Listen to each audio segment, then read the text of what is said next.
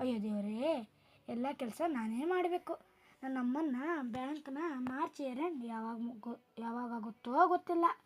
ಅಲ್ಲಿವರೆಗೂ ಈ ಕೆಲಸ ಮುಗಿಸು ಆ ಕೆಲಸ ಮುಗಿಸು ಅಂತ ಹೇಳ್ತಾನೇ ಇರ್ತಾರೆ. ಮನೆಗೆ ಬಂದರೂ ಮುಗಿಯಲ್ಲ.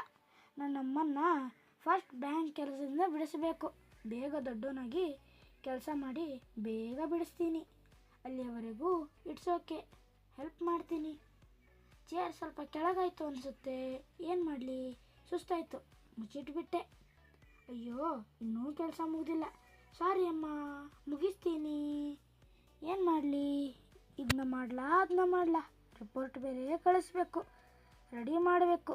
ಅಯ್ಯೋ, ಇಲ್ಲಿ ಕೂತ್ರೂ ಕೆಲಸ ಮುಗಿದಿಲ್ಲ. ಈಗ ಮುಗಿಸ್ತೀನಿ. ಪಾಪ ನಮ್ಮಮ್ಮಂಗೆ ಸ್ವಲ್ಪ ಹೆಲ್ಪ್ ಮಾಡಬೇಕು.